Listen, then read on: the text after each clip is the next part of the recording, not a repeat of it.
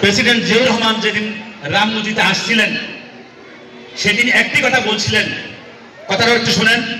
সেদিন এই কথাটুকু বলছিলেন, আমি সারা বাংলাদেশকে দেখি এক চোখে আর আমি রামগতিকে দেখি এক চোখে। এর অর্থ হলো সারা বাংলাদেশে যতগুলো জাতীয় রাজনীতি আছে তাদের মধ্যে রামগতি তো অর্ধেক আর সারা বাংলাদেশে অর্ধেক।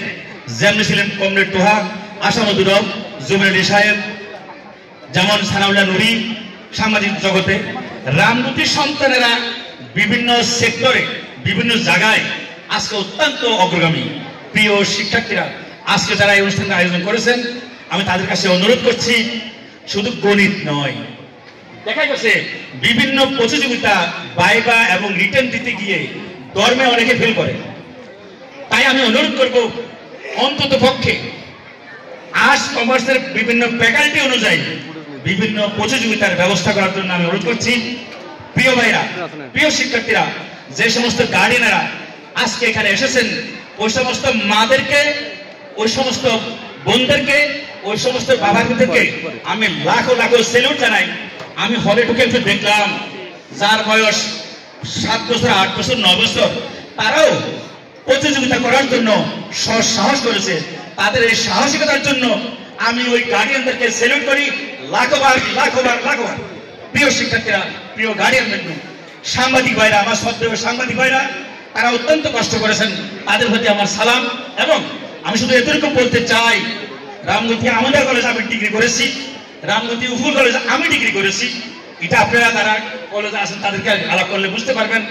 আমি চেষ্টা করছি, আমি চিন্তা করতে পারি নাই রামগতির জায়গাতে আজকে আমি রামগতি ইসলামিক ইউনিটি কমিউনিটিকে একটা কমিউনিটি বলবো না, আমি বলি ছোট বাচ্চাদের জন্য রামগতি স্টুডেন্ট ইউনিটি একটা ইউনিভার্সিটি। যারা পথ দেখাচ্ছে, যারা আগামী দিনে নটরডেম কলেজে ভর্তি হওয়ার মতো যেই সমস্ত প্রতিযোগিতা করা দরকার, বাংলাদেশের সেরা প্রতিষ্ঠানে প্রতিযোগিতা করার জন্য যে সমস্ত যোগ্যতা দরকার, সেই যোগ্যতা অর্জনের জন্য আপনাদেরকে এই পর্যায়ে নিয়ে আসছে। এই যে বাড়ি থেকে এসে আমরা আগে এসএসসি পরীক্ষা ছাড়া কেন্দ্র কি বুঝতাম না, কিন্তু এখন 5 জেএসসি এসএসসির মাধ্যমে আমরা কেন্দ্র বুঝি, কেন্দ্র কাকে বলে। কিন্তু রামগতি স্টুডেন্ট কমিউনিটি আজকে ক্লাস 3 তে ছাত্রকে বুঝাই দিয়েছেন, বুঝ করে দিয়েছেন কেন্দ্র কাকে বলে। বাসাতে গিয়ে তখন স্কুলতে গিয়ে বাইরে কিভাবে পরীক্ষা দিতে হয় সেই ব্যাপারে যে প্রশিক্ষণ দিয়েছেন, এই জন্য স্টুডেন্ট কমিউনিটিকে আমি লাখো সালাম এবং আমার অন্তর থেকে তাদের জন্য দোয়া এবং শ্রদ্ধা জানাচ্ছি। প্রিয় ভাই আমার, আমি আর বক্তব্যের দিকে ঢুকতে চাই না।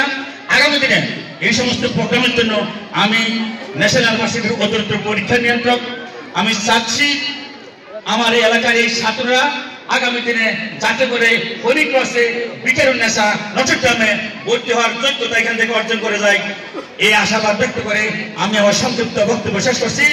আসসালামু আলাইকুম।